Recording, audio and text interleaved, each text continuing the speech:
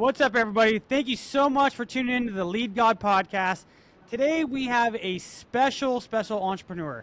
This guy is not just an Instagram personality. This guy is a true entrepreneur through and through. He has a top 40th Inc. 5000 list company that he ran. He is a solar sales master. He's done over $150 million in sales in the solar industry. So again, Mo, thank you so much for coming on, and I can't wait to dive into your story, but I appreciate you joining the podcast. Absolutely. Thank you, Ken, for having me. I'm excited to do it. Definitely, man. So I've actually heard about your story. So I have a couple mutual business associates that know you, that heard about you, but I actually heard your story probably about a couple months ago, and I was told to actually follow you.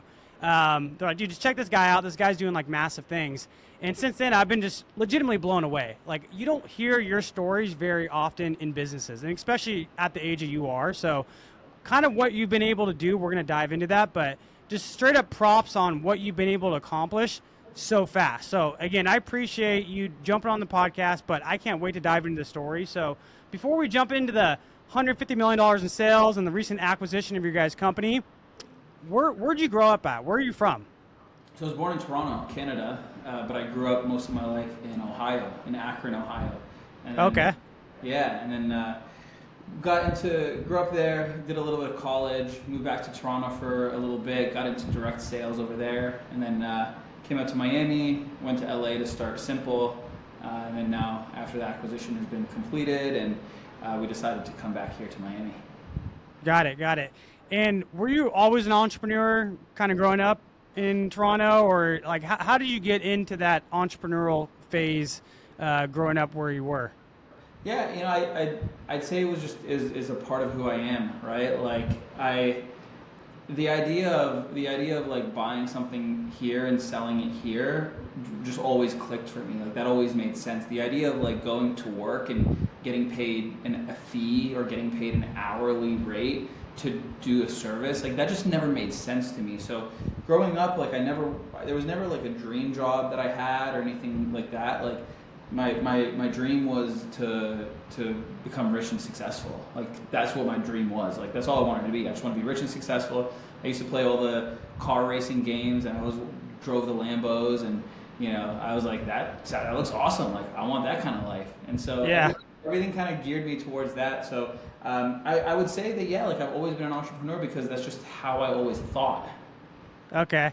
Yeah, so basically kind of growing up, you just had this kind of thing inside of you, right? Whereas like you probably saw things, you probably, became aware of like, man, there's like a lot of, life to be done outside of, maybe a normal career path, right?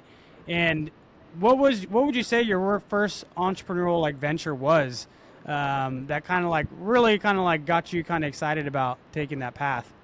So the first thing, it was actually selling weed. So I started selling weed like in 2010, and it's because it wasn't even like really designed to do that, but I just wanted to smoke for free.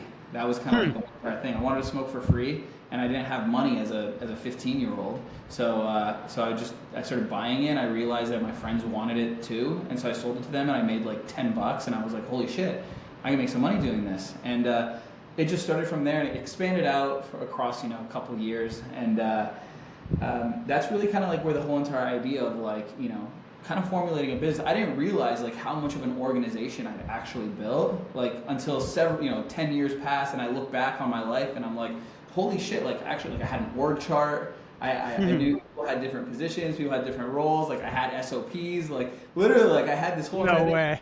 I swear to God. And like I actually like didn't even realize that this is what I was building. Like it just made sense to me. So that was the first thing that really like sparked a lot. And I didn't even like it was just a ploy to make money. It wasn't even like, oh, I'm gonna start a business. I didn't even think that I had a business. But when I look back in it at retro, I was like, holy shit, like I actually had like a business here. Yeah. I no longer smoke. I've been drug free for several years. I'll drink maybe like, I don't know, 2 times a year, like just in celebration. But I'm pretty much I am totally drug free, and alcohol maybe just a couple times a year. But that was probably the first actual thing that I did. Yeah. as And that's pretty risky, dude. You know what I mean? You're starting. You know what I mean? At a definitely a different entrepreneurial path, right? But I think you're learning prior, like, where's the margin, right? And then you can make the money on the margin. I'm sure that was probably what you learned from that. And then how do you go from, you know, that to jumping into, running your own company is obviously a completely different transition. Did you continue that and stop that, and then you got into yeah, I sales, stopped. or what was that transition there? Yeah, that's exactly what happened. Yeah, I stopped that. I realized like this path only ends one of two ways. It's either I end up dead or I end up in prison. That's where the path was. And I realized it wasn't something that I could like go and build an actual life out of. So I got out of that, and I had a mentor who ran a sales company, and he said one line to me, and he said, the only way to get rich in this world is through sales. And that was just something that like stuck. That became a belief of mine. And then I was like, okay, then. And this guy was super successful. He was, 27 years old at the time. I was probably like 20, 21. And he was super successful. Lived in the penthouse, had the G-Wagon, the RA. Like this guy lived the life that like I wanted. Yeah. And so I just believed him, right? Like I was just like, this guy has results. I'm just gonna believe what he says, and if it works, then I'll probably have similar results. And then I got into sales. I started working under him. He taught me how to sell, and we did direct sales in home. And I did that for several years, working under a couple different companies, all 1099, commission only. And then in 2019, I moved to California so I could start in solar. And what did you start in solar, doing direct sales, or what was the product you were doing? So at first it was HVAC. So HVAC, Okay. water, so heating, ventilation, air conditioning, water filtration systems. That's what it was in Toronto. I did some real estate sales back in Ohio, but that was kind of just like by myself, selling houses left and right. And then in Miami, I left HVAC after we left Toronto. So the province of Ontario actually banned door-to-door solicitation. So you couldn't even sell door-to-door Oh, wow. in Ontario, like the whole province. And so we moved the business down to Miami, but the product wasn't the same. The financing options weren't the same. It wasn't as beneficial in Florida as it was in Ontario. So I got into windows and roofing. So I sold hurricane impact windows down here and roofing under a company. Basically, they just gave me leads, and I would go in home and sell windows and roofing.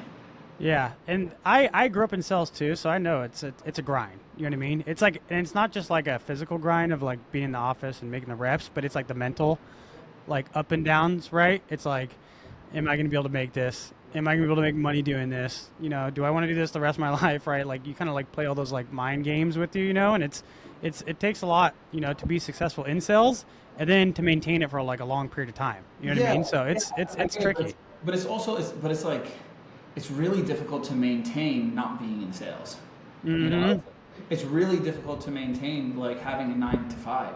Like Yeah. I'll take the ups and downs all day. It's like if I wish I had like a whiteboard here where I could draw this out for you, but like if sales is up and down, it's like up here. But if I was like flat with a 9 to 5 or whatever, I'd be down here. And I'd rather have ups and downs, but be going up and going on like a great trend rather than just being on a flat trend and not having ups and downs. If you get that makes sense. Yeah, and that's where I got into sales. Like, cause like I got into mortgage sales when I was like 21, and that was the first time I ever been around a guy that made like 50 grand in a month. And I was like, I came from working at a restaurant. I was like, that I didn't even know that's physically possible. I never even knew people made that kind of money. I was never like accustomed to it kind of growing up. It was, you know what I mean? So just hearing that and being around that, and then you're hearing guys making 100 grand a month, and you're like, whoa, okay, so if I can get to 10, you know what I mean? Then can I get to 20? And your mind starts playing those games. And I talked to that guy. That guy ain't that much smarter than me, so like I could probably do this. So I think that's where, that huge potential is to actually have a lot more control of your life once you get into it and you realize that it's, A, something that you want to do, but B is, you actually like the product and service you're offering, and it benefits the customer on the other side. I mean, it's a win-win. You know what I mean? You can do that for a long time and really create an awesome life for yourself. Yeah, and one of the things that you hit on was there are 3 things that determine somebody's success. It's beliefs, it's skill sets, and character traits. And the thing that you saw what happened there was belief, right? Like you saw this guy making 50K a month. What that did is that raised your belief lid, right? It like literally like raised the lid on what you thought was possible, which now gives you permission to be able to say, okay, if somebody else could do it, then I could do it. So you saw it was possible. Your belief goes up. As your belief goes up, you can actually now raise where you are. So yeah, I mean, you met somebody that did it, and now they saw it was possible. Now you saw it was possible. And another thing you said is like, you know, the first thing you gotta get to is 10K a month. I think that getting to 10K a month is probably the hardest thing. Like, yeah, for sure. Seeing that you can actually get to 10K a month, that's probably the hardest thing. If you can get to 10K a month, then it's like, okay, cool. Now I just need to do that, but at volume. Like, yeah. That's all it is. 10K a month is the hardest thing to get to. Once you get to 10K a month, it's like, okay, that now multiply it. Just do it at volume, and that's it. Yeah, it's funny. I've been talking to, you know, obviously people throughout the years, and even these people on the podcast of lately, and it's everyone always says 10K. It's so, and I had that same thing. It was like, just get to 10K first when you're first getting into whatever, you know, vehicle to make that money. Because then it's like, okay, if I could do that, like I could do more. You know what I mean? And then it takes you down that spiral of just like unlimited possibilities, which, you know, you're aware of now. So coming from the HVAC sales, so you moved from out of Ontario, and then you went over to Florida, right? And then you were doing HVAC sales there, and then at some point you switched over to solar. Can you kind of explain how you switched over to solar and then jumping into you know starting your own company? Yeah. So I was selling windows and roofing, and I was in an appointment, and there was a guy there that was selling solar, and he saw my presentation. He's like, dude, you'd be damn good at selling solar. So he gave me his card, and you know, I didn't think anything of it.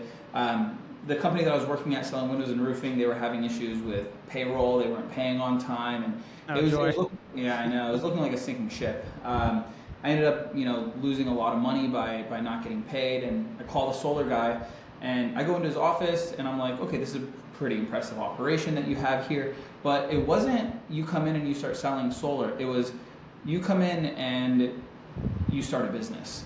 So I wasn't like, I never got into solar as a sales rep. Like that was never the thing. It was like, yeah, you know, you got to get your LLC established, you got to hire people, you got to generate your own leads, you sell your own stuff.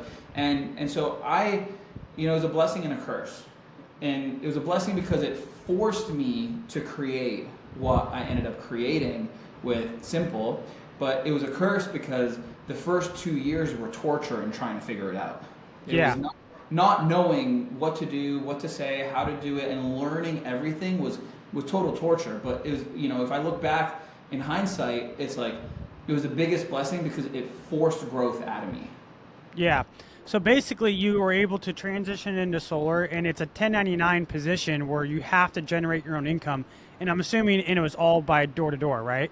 That's, you know, I didn't have money. I didn't know how to do ads or buy leads or anything. And I sold door to door before. So I was like, okay, like let me just develop a pitch that I think will work. And that's it. I just started going out door to door and getting my own leads that way. And then, you know, with Simple, one of the coolest things with Simple is all of the sales that we had, the 150 million in the first 3 years, we did with zero ad spend. So we didn't purchase a single lead. It was 100% cold outreach, all door to door. That is insane. Yeah, and not just insane that you're able to accomplish that, but you're able to build a culture that was, you know, excited about doing that, and excited about the opportunity to, you know, be a vehicle for them to, you know, make a lot of money in their life, I'm assuming, right? And to, you know, create a great environment. Those are two hard things. I mean, I run a sales organization right now. You know, it's hard to balance those things, right? Like regardless of what they're doing on a day-to-day while doing those sales, and then building a culture around that and getting these guys excited every day.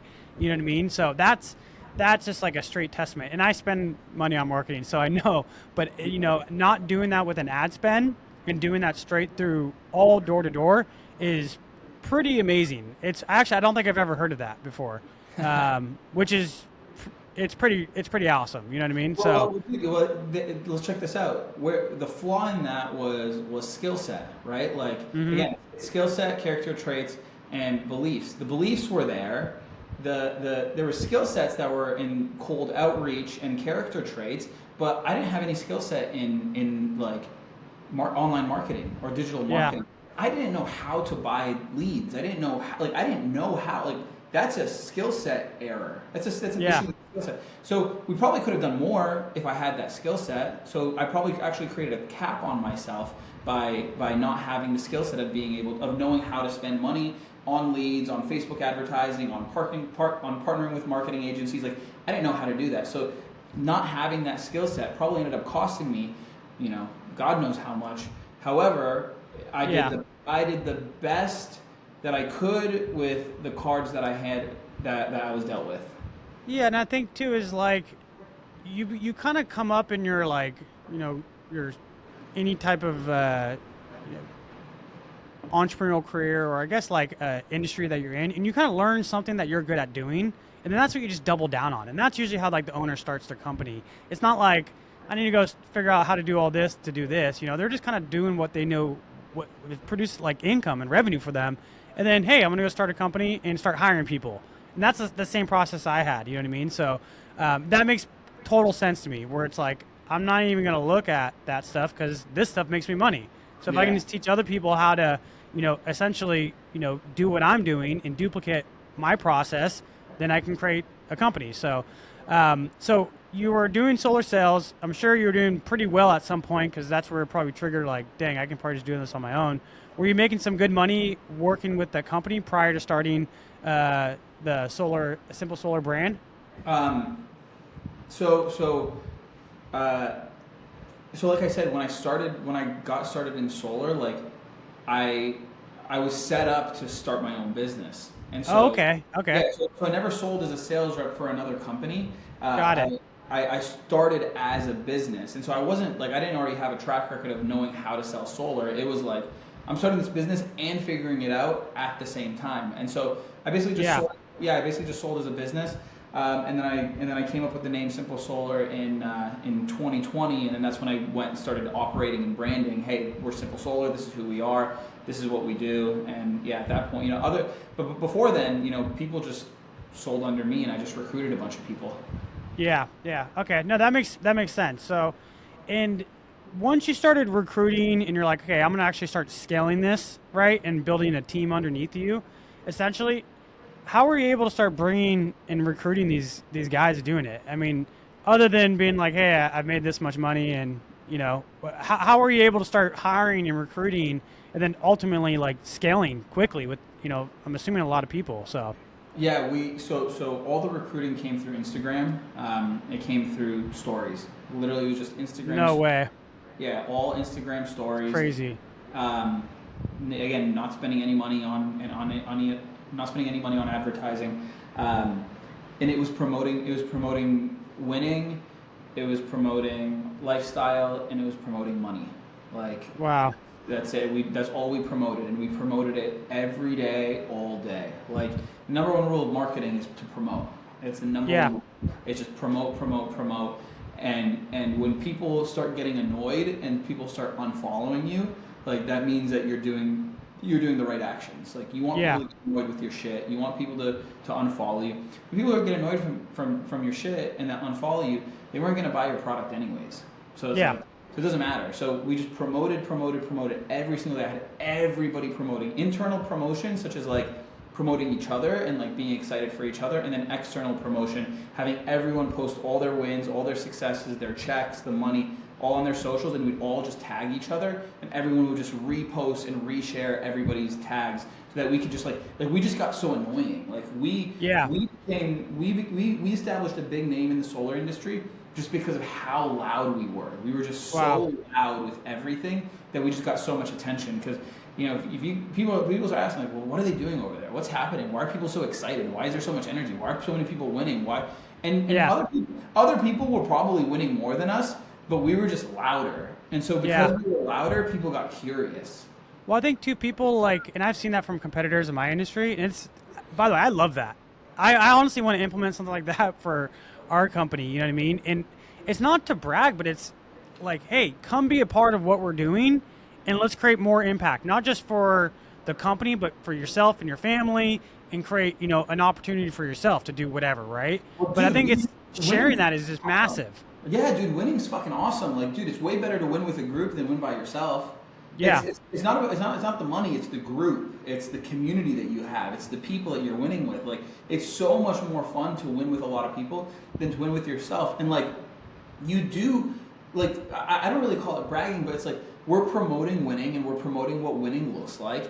And if other people are excited about what winning looks like, come and join and be part of what winning looks like. You want to be able to show others what winning actually looks like. So you were promoting it on your, I'm assuming you're on your personal like Instagram, and then you basically just had your sales reps doing that as well, right? Yep, that's it. And that's how you started like essentially kind of recruiting in mass. Yeah, I mean we did. So it was me, and then I had four others, me and four others, and then by June it was me and 11 others, and then by September, it was me and about 25 others, and then November was me and 35 others, and then about a year later, it was me and about 125 others. And wow. So, and that's all done organically. You weren't like posting ads basically at all? Wow. All organic. That is again, your story is so obtuse to me. But it makes so much sense when I hear it from you. You know what I mean? It makes so much sense why that works. I got my phone, right? Yeah. I pull it out, and I just be like let's say I just left a homeowner's house and I just got a sale. I'd be like, hey, just got out, just helped Johnny over here. They're saving $150,000 by going solar. I just made 10 grand by helping this homeowner save 150 grand. That 150 grand is way more valuable than 10 grand that I made. So you want to be able to help people save money and you get paid 10 grand on one sale? Hit me up, slide in my DMs. And I do that. I would tag like 20 people, and every time anybody else, and then everybody that got tagged, they would repost it on their stories. And then every time they won and had a success or whatever, they would do the same exact damn thing, and we would just flood it. We were just like, again, we just got really damn annoying and promoted the heck out of our winning. Yeah, and it's funny. It's just like everything you're saying. It's not even joking. Some of the stuff's like I would never even think of doing that, which is so ironic, right? Because like I'm used to doing it one way. We pay ads, we pay a recruiter, they bring in a bunch of talent in. We have this way of thinking, but nowadays with social media, it's not like it was even a couple years ago. It's so hyper like concentrated right now, where everybody's online right now. They have some sort of identity, and they're interacting with people. Maybe if they may not post a bunch of pictures, they're looking at your stories, they're commenting potentially, but they're kind of just like watching. And I have people that follow me, and I'm sure you do all the time, where they don't, even buddies they don't post anything ever, but they're always looking at your stuff and they're always chatting with you. And so they're probably seeing that, then macro that out, and that's all your team doing that. So dude, check this out. People who don't promote, and people who are like, oh, I don't want to look a certain way, I don't want this, I don't want people to look like, people who are like that are selfish. Yeah. That's what I found. People who are not promoting are selfish. Like they're not sharing the opportunity with other people, and other people who are like, oh, I don't like the way I look on camera. I don't like it. It's like, why the fuck are you? Why do you keep talking about yourself? Like, it's literally selfish. You're literally talking about why you don't like something. Like, does the world care what you like or don't like? No, the world needs to know what your product is. Like, if you just stop thinking about yourself and start thinking about how many other people could be helped and benefited from the service that you could offer. Yeah, I love that. And it's funny when you're recruiting people, that's just half the job with hiring and training. The other part is training these people and then having them buy into the company. So now that you got your system of essentially organically tracking these people into your organization, how are you able to actually train these people and then not just train them, but essentially get them bought into your guys' culture, and then hopefully have them stay with you guys for a long time? How was that process? Because that's extremely interesting to me. Yeah, so we have really clean onboarding. So all onboarding gets done in person. Like, we don't send contracts digitally. Like, we'll send them a digital contract, but once they're with us in the office, because sometimes they'll get a contract and they'll read through it and they won't understand things, and they'll think like, holy shit, what am I signing up for? I can't do this. But like, when you're actually there and you can like guide them through it and walk them through it, they'll feel a lot more comfortable. So that's one thing. Like I do all my onboarding in person. That's everything that we've done. Whenever we send a contract out, we go over it with them in person so that they can feel comfortable. We train in the office for a single day. Second day, they're out in the field and they're partnered up with a mentor. And that mentor is going out there and showing them success right away. The mentor is always an A player. You always partner up a new person with an A player, no matter what. You always partner with an A player. And A players, and not just A players, but anyone who goes out with a new person, they always split their commissions with that person. And so it's an investment. It's an investment. Yeah. Even though the new person didn't do much work, they've just followed them around, they were learning, all that stuff. It's an investment that person is making into the other person. So if it's, let's call it, $5,000, they'll pay the new person maybe $1,000 out of the $5,000. Yeah. Because one, it shows, hey, we're willing to invest in you. Hey, we believe in you. Hey, we want to show you a win right away. We want to show you what type of company we are. We care about each other. We're a community here. This is the type of culture that we have. We're supporting each other. And it's also the idea that one day when you're an A player and then new recruits come in, we're gonna rely on you to help train these other people, and then you're gonna get to a position where you're gonna be helping them out too because it was done for you. And so it's this camaraderie, it's this supporting each other, it's showing people how to win quickly. And when you show people how to win quickly, when you provide them with trust and when you provide them with loyalty, and you just keep giving that to them and reinforcing that so much after, and you just keep reinforcing that like so often, it just gets to a point where like it doesn't even become work anymore. It becomes going and hanging out with your friends and making money in the meantime. That's what it becomes. Yeah, so you're really just you're linking them up with A players, so they're seeing this guy's potential success. So they're kind of already bought in potential like financial, like you said earlier, like open up like your belief systems of being like, whoa, this guy's making this much money on this many deals. You know what I mean? Like, I could only imagine like I could do this. You know what I mean? So I think linking him up with an A player is super smart, and it taps in straight to the company's culture and also the potential of the people. So. And door knocking is, I'm assuming that's a harder, way to generate business. I'm assuming when I just think of it, right? How are you able to really get these guys sold on door knocking? I'm assuming a lot of doors, right? It's a numbers game, to some extent, right? Yeah, I mean, like it's you get paid for the no's. The reason why people don't want to go door to door because they think of this idea of rejection, but when you really illustrate that they get paid every time somebody says no to them, or if they even get paid every time somebody doesn't answer the door, it's all part of the numbers. So when you can explain that to them, let's say there's $2,000 on a sale, right? Somebody starts and it takes them 100 doors that they have to knock on to get paid $2,000. So every door that you knock on is worth $20. You can go. Most of these people, they'll go work $20 an hour, right? How many doors can you knock in an hour? Can you knock 8 homes in an hour? Can you knock 15? You get paid $20 a door. That's $300 you made in an hour. So the opportunity cost is just much higher. So when you get them thinking, hey, the reason why you get paid $2,000, $3,000, $5,000, $10,000 on a sale is not because somebody said yes. Yes is the trigger that gets you paid. That's all it is. Yes is the word that triggers for you to get paid. And every single no is a deposit into that account. And when you finally get the yes, it triggers it and all the money falls out. So when you really get them to start thinking like that, then it doesn't really matter. You're running to doors to collect, to fill up that account. That's such a smart way to go about it. And I've actually heard you mention something like this on an old podcast. The next day, I actually sent it to my sales director. Like, check this out. Send this to the sales team. And the next day, I was talking to my sales guys about it. I was like, it's such a great way to look at it. You're not just, talking to a lead and getting a yes or no, but you're ultimately just, eventually, you're landing on the guy that's going to make you a bunch of money. You know what I mean? So if you look at it in the kind of, when you divide those up, essentially, that's such an awesome way to not only view it, but also, too, to pitch it to new people. I mean, that makes perfect sense to me. So, yeah, that's awesome. I mean, dude, check this out. Like, if you knock on this is what people are afraid of. People are afraid of when you knock on the door, the person opens it up, goes not interested, and closes it right away, or yells at them, whatever. That's what people are afraid of. that's like the fastest 50 bucks that you can make. Rather than the person who opens the door, you spend 15 minutes with them, and they're friendly and they're kind and they're giving you their time and you think that they're really good, and at the end of 15 minutes they go, "Do you have a card? Do you have a business card?"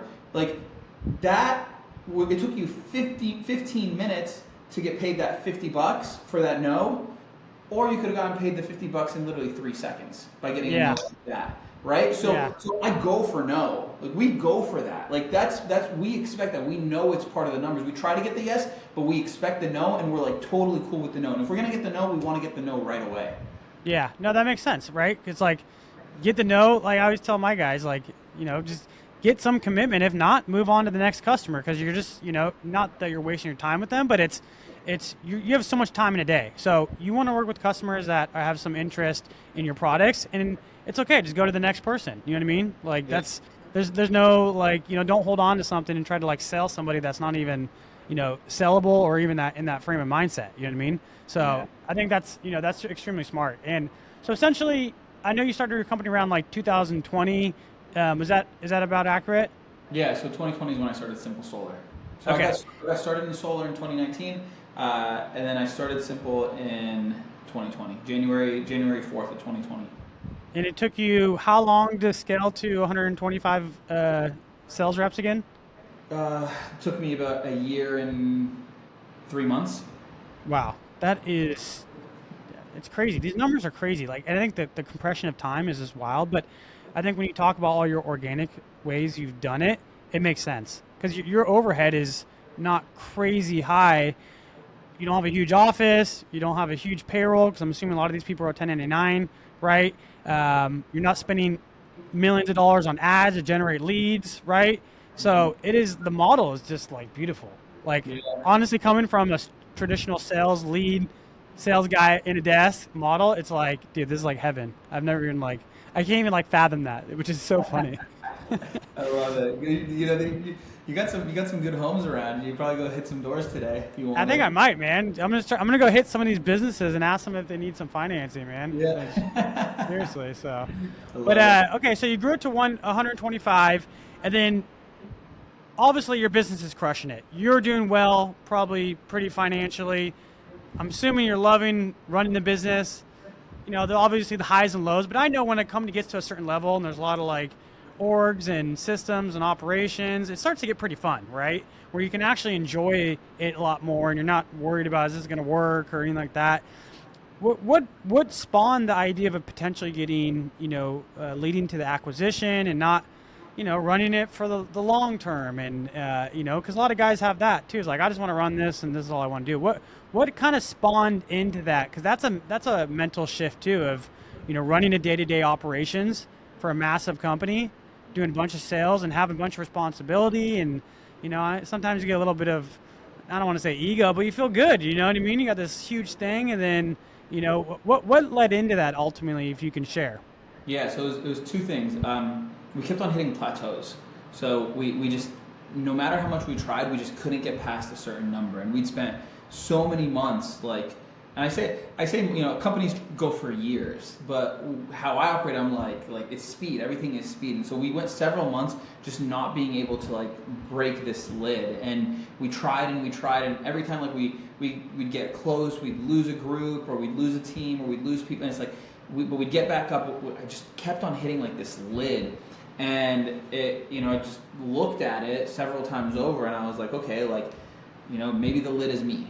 Maybe I'm the lid. And as the leader, you are the lid of the business, right? The lid of who you are, and your leadership is a determinant of the success of the business. And so that was one of the first indicators to me. It was one of the first indicators to me was I'm hitting this plateau, and I'm trying so many things, but I'm not able to get past it. So I started to think maybe I'm the lid. I then was at another conference, and there was a guy that was speaking on stage, and he's a business broker, and that's what he does. He pairs small businesses up with large corporations, and he talked about how when they do this, they'll oftentimes bring in a new CEO, they'll bring in new executives that help scale the business to the next level. And then literally right there, it popped in my head, and it just the thought just popped in my head and said, you should sell Simple Solar. That's all the thought was. And then I was just like, okay. I literally talked to myself. I was like, okay. I went to Dan Fleischman, he was the one hosting the event, and I'm like, hey man, I'm gonna sell simple, and he's like, that's a great idea. And then 2 months later, I hit up my family office that I work with. I'm like, hey, this is my plan. We interview a bunch of different bankers, and then we find one that has a connection who is in the solar industry already, is very familiar, and said that this guy may have some interest. And then we went through a process that ended up taking about like 9 months to go through the entire thing. And when we first started the business, when we first started the connection and the relationship with this group, one of the first things I told them, I was like, look, like, I think that I'm capping this business right now, and I want to bring in somebody who's more experienced than me that can take this business to the next level. And so I told them, if we can find another CEO to take my spot, then let's do that. And in that process, we ended up finding another CEO who, 20 years elder to me, has ran and sold multiple businesses, worked for Fortune 500 companies, built divisions inside of these companies, U.S. veteran, just very well-versed individual. And we elected to make him the CEO as part of the transition, and then I stepped over to really focusing more on the sales and marketing side of the business. So those are really the two things. One, I realized that I was the lid for my business, and then the second thing was just realizing, like literally hearing a guy on stage that talking about selling businesses, and it was like just a thought came in my head, and I was like, sure, let's follow this. Wow. This takes us. And I think it's just like for being like your age, and I think it's just a self-testament to like your self-awareness of, as a leader of the company, you get to those points where like, maybe I don't have all the answers, you know what I mean? And you're like, there's definitely somebody out there that has done it bigger, better than me, that's probably, done at a way larger scale. Maybe I can have them take this over and help the company get to the next level. And I think that self-awareness, and not just realizing that, because I think a lot of entrepreneurs like go through that. I go through it all the time. You know what I mean? Like what C-suite can we bring in this year? You know what I mean? To like really take the business over. But I think actually like going through with it is actually like the harder part, of like committing to be like, okay, hey, like I'm 100% committed to this company, taking it to the next level. I think somebody's potentially not just better because, who they are, but it's, again, business is sometimes about experience, reps, wins, failures, and sometimes it's just time. You know what I mean? It's also skill sets, right? Like I had the belief and I had the character traits, but I was missing skill sets, right? That's what I was missing, and so I brought in skill sets, and it wasn't necessarily like just done for me. It was like, one of the thoughts that came through my head is like, me being the leader of this business and me being the CEO, am I putting my people in the best position possible? Like, are my people in the best position? And there came a point where it was like, I think that if we had somebody else that was leading this, making it more organized, helping raise value in ways that I don't know how to raise value, then this could be a better place for my people. And so a lot of the focus went on how does this help the people as well. Yeah. No, that's just crazy self-awareness. And also too is just being like, these people have came up with you and, gave you an opportunity to, really do something awesome with your life. And it's just like it's a true entrepreneur of accepting, the realities of what you're blessed with and what you're not, or maybe, potentially lacking, and bringing on smarter, potentially better people to be more suited for that situation and that position.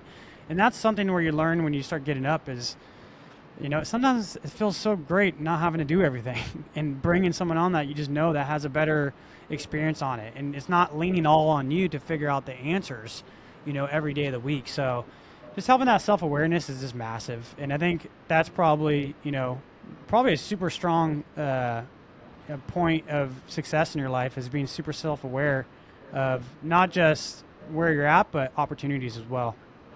Thanks, man. Yeah, definitely. So the acquisition recently closed. Tell me kind of what's going on now. What's the next kind of phase in your life? Are you, where does the path lead now? Because, that was probably a big chunk of your life and your identity for the last, 5, 6, 7 years, right? Where's the path going now? Yeah, so we sold about 11 months ago, so we're almost coming on a year.